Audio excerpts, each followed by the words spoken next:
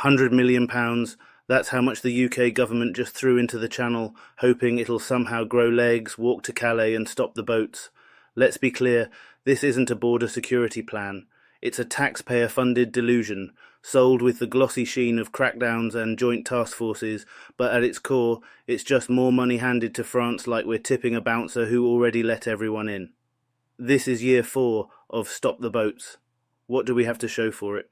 More boats?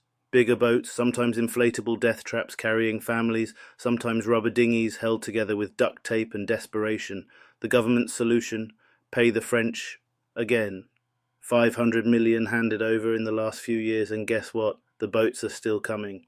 They've decided to drop another 100 million.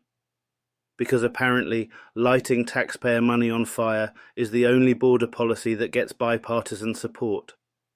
Let me offer a radical idea. Not a gimmick, not a Tory PR stunt, but an actual physical presence on the water, a residential marine police force. Think houseboats, but with officers, permanent patrols, floating stations, not just border force zipping in after they've crossed. I'm talking about living presence. 24/7 eyes, ears, authority. You want deterrence? Don't throw cash at France's gendarmes who'll take a selfie with a migrant, then let them launch at dawn. Build something British, something bold, something that says you will be intercepted before you land. What we're doing now is like standing in your kitchen watching a leak drip through the ceiling and handing your upstairs neighbour cash hoping they'll fix their roof. No, get up there, patch the damn roof yourself, and tell your neighbour to jog on. This plan isn't anti-migrant, it's anti-chaos. The current system incentivizes smugglers to risk lives. The Home Office has become a dysfunctional raffle machine. If you survive the Channel, you might win a hotel room in indefinite limbo. That's not policy, that's panic wrapped in bureaucracy. We don't need more press releases, we need presence.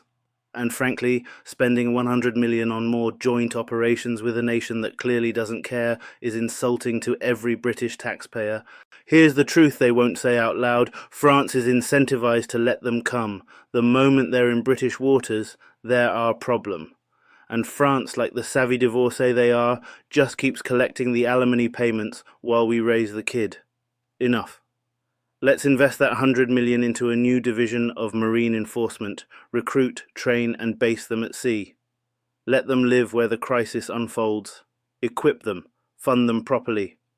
Rotate crews for mental health and physical readiness. Coordinate with the Coast Guard, but don't rely on foreign goodwill to protect British borders. You want to stop the boats? Then actually stop the boats.